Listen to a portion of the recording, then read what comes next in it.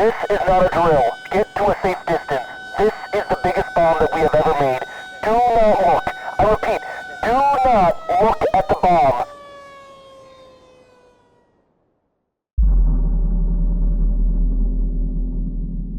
Now, I am become film theorist, destroyer of childhoods.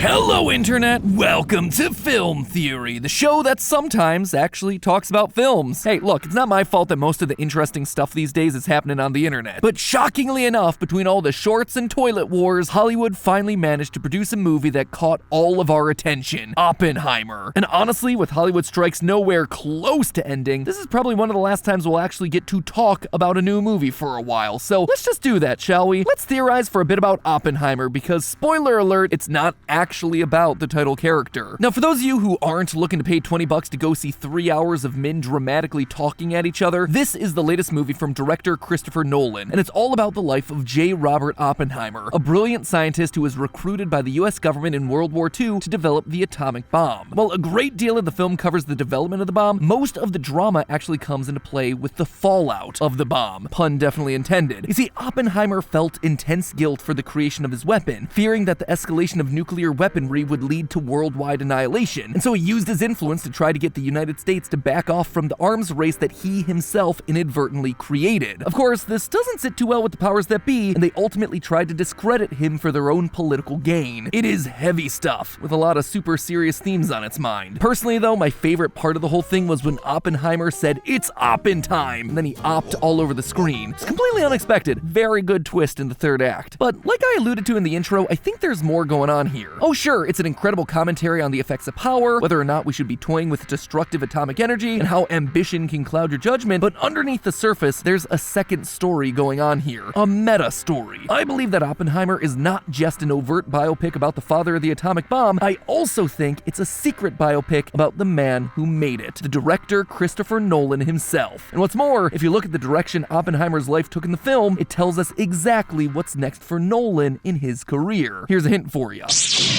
Oh yeah, so strap on your goggles and don't look directly at the explosion, friends. It's time to set this theory off. So I imagine your first thought here is probably, huh? Suggesting that Nolan's making a movie this meta doesn't really seem like the sort of thing that this super serious director would do, does it? Well, you would think so, but here's the thing, he's done it before. Nolan's first big budget movie after he hit the mainstream with Batman Begins and The Dark Knight was Inception. Now, if you don't know Inception, you most definitely know its influence. Memes about this thing were everywhere. It is the sole reason that every trailer from the 2010s had those bois in them. You know the ones.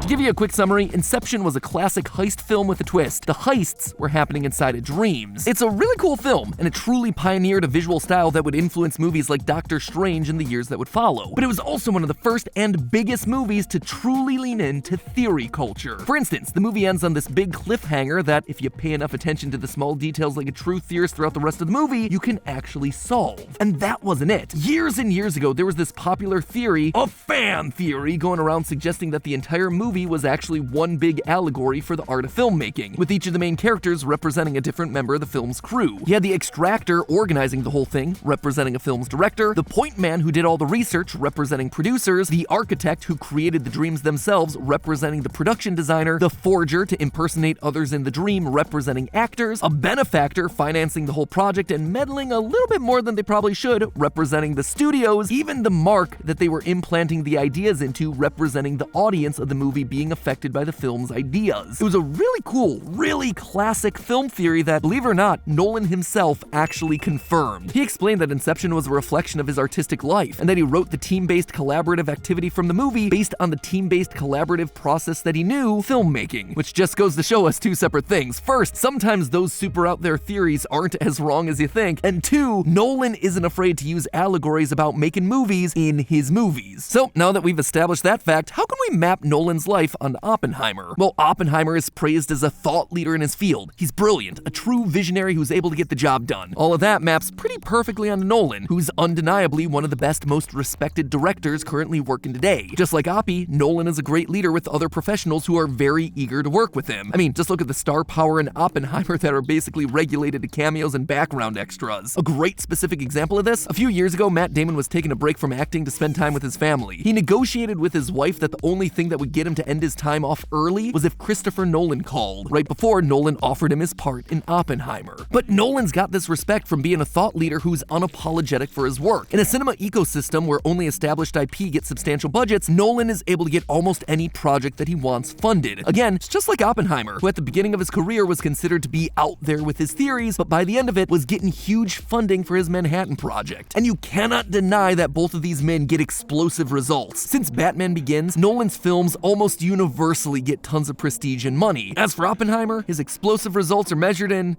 actual explosions. But for all the good that Nolan and Oppenheimer share, you could argue that they also share a lot of the bad. For instance, ego and self-importance were Oppenheimer's biggest flaws. It had to be his way or the highway. Mapping that onto Nolan, well, one could look at the disastrous decision to release the movie Tenet in theaters in September of 2020, at the height of the COVID-19 pandemic. As one article so succinctly put it, quote, "I don't want to die for Chris Nolan's ego." Sounds a lot like something someone might say about Oppenheimer, doesn't it? Another example of Nolan's brilliant stubbornness are all the criticisms around his sound mixing on multiple movies. Due to, quote, "artistic choices," all of Nolan's most recent films have been criticized for having dialogue that's borderline impossible to hear. As Forbes put it, quote, "I don't know what Chris Nolan has against dialogue." There were widespread reports of audiences having trouble hearing several characters speak in The Dark Knight Rises, Interstellar, Dunkirk, Tenet, and Oppenheimer. Nolan has gone on record saying that he knows that his movies will be watched across all sorts of different screens, in good cinemas and bad theaters, televisions, iPhones, but as one sound professional who works with him put it, quote, "I know Nolan does like to push the envelope. He's an artist, and I don't think he believes in working to the lowest common denominator." Sounds like a person whose ego doesn't allow him to compromise, kind of like a certain scientist pursuing results no matter the odds. So you can certainly see that there's at least some parallels between these two men, but what about their stories? Well, follow me here, but the dramatized version of Oppie's life from the movie tracks really nicely with Nolan's career. Both have humble beginnings and advance through their respective fields through smarts, hard work, and talent. Both are hungry and aspire to greatness, eventually catching the attention of bigger players. For Oppenheimer, his brilliance makes him a candidate to lead a secret program by the American government. For Nolan, his track record makes him a serious contender to direct bigger and bigger movies for mainstream Hollywood studios, where he eventually gets swept up by Warner Brothers. And both men have themselves their pet ambitions. One of Oppenheimer's biggest goals early in his career was to pioneer the study of physics in the United States. He specifically turns down offers to teach and research in Europe because he wanted to build an American program that would become a scientific leader. Similarly, Nolan views himself as a pioneer in the use of camera technology in film, specifically the IMAX camera, to get larger-than-life shots in his movies. Every single one of his movies since The Dark Knight has used this technology, and IMAX has since become a staple of big-budget cinematic experiences. Which leads us then to the biggest part of this whole thing, the bomb. For Oppenheimer, his bomb is easy. It is literally the atomic bomb which would change the course of his life forever. For Nolan, though, his atomic weapon is a bit more symbolic. His bomb is the superhero mega franchise, specifically Batman, which would also forever change the course of his career. Here we have two leaders with incredibly specific and different visions of how they go about things. Against protocol, Oppenheimer gathers the most brilliant minds that he can find, regardless of their gender and past affiliations, wrangling them all together in Los Alamos, the middle of nowhere. And in a world increasingly moving towards CGI and special effects action, Nolan's Batman movies were really grounded. They were down to earth. They were practically shot. And in the end, both men's methods work. The Oppenheimer-led Trinity test produces the atomic bomb, and the Nolan-led movie production created the Dark Knight trilogy, which became some of the most successful movies of the 2000s. But what happens after this incredible success? The people who funded those projects turn around and use them in ways that Nolan and Oppenheimer don't approve of. Both the United States and other countries like the Soviet Union kept pushing the development of these atomic explosives, much to Oppenheimer's horror. While Warner Brothers and other major motion picture studios kept creating massive superhero films using The Dark Knight as their template. One specific parallel that I could draw here is President Truman standing in for Warner Brothers. Without Oppenheimer's knowledge or consent, the bombs created at Los Alamos were deployed in the field. Meanwhile, WB took their entire 2021 movie slate and dropped it onto HBO Max without consulting any of their partners. That move specifically appalled Nolan, who felt blindsided by that decision, and he ditched Warner as a partner. Likewise, the government's decision to use the bombs instead of sharing the knowledge to the wider world led to a rift between Oppenheimer and the military. necessary, as his advice was ignored and he was pushed further and further away from the decision-making process. Years and years later, after the dust settles, both men return to what they were doing before. Oppenheimer teaches, and Nolan returns to movie making outside the franchise ecosystem, with his movies like Dunkirk and Tenet. But despite this, they both continue to work against their former benefactors. We've already spoken about how Nolan and WB had a falling out, but Oppenheimer's insistence to speak out against the H-bomb program earned him the ire of government figures like Louis Strauss, and his security clearance was revoked in an embarrassing semi-public trial. And you see, this is where we're at in Nolan's story currently. Despite the bad blood, our Strauss stand-in Warner Brothers is trying to woo him back to work on their projects, but our allegorical Oppenheimer Christopher Nolan isn't really interested in doing things the way they want to. Nolan just flat out is not interested in working on the studio's superhero mega franchises anymore, and he's keen to let the world know it. During the press tour for Oppenheimer, when asked if he would do any more superhero films, Nolan replied with a very quick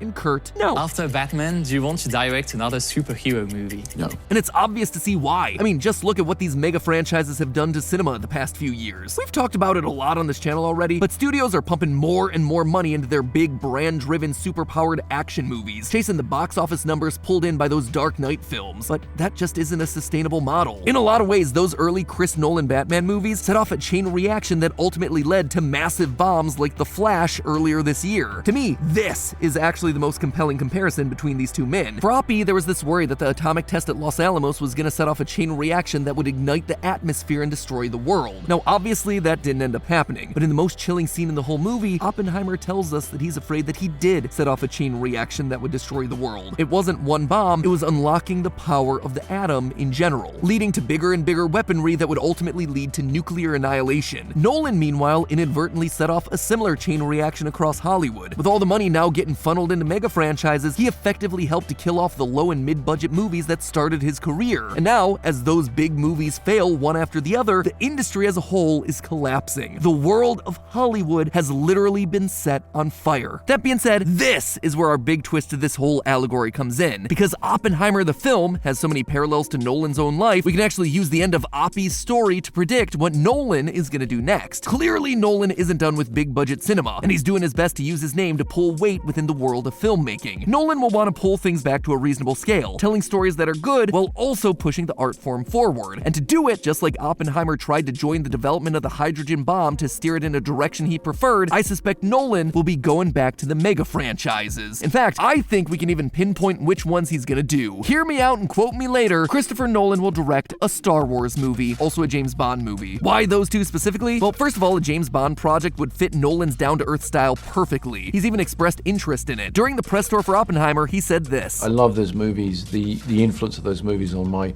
filmography is embarrassingly apparent. It would be an amazing privilege to do one. But the more interesting direction here, the possibility of a Christopher Nolan Star Wars film. You see, like so many of us here on the internet, Nolan has some strong capital O opinions about the Star Wars franchise, especially what makes them so successful. The way he sees it, a lot of people think that the Star Wars franchise has only worked because of its story, and he disagrees with that entirely. He thinks that while the plot is important, these sorts of movies also need to push technology along, to make something new and cool with its visual effects. It has to be spectacle alongside story. And by the looks of it, he's not just interested in diagnosing the problem, it seems like he's interested in finding the cure himself. During that same interview where he said point blank that he wouldn't do any more superhero movies, Nolan specifically declined to answer when he was asked about Star Wars. Would you like to make a Star Wars movie? Pass. Sounds to me like someone who's in negotiations with Disney, which makes me wonder, will Nolan be able to make it happen? If he is able to make more movies in these mega franchises, will he be able to steer them into something better, something more meaningful, something more cinematic? Or will his guidance be ignored, just like Oppenheimer's was? But hey, that's just a theory. A film theory. And cut.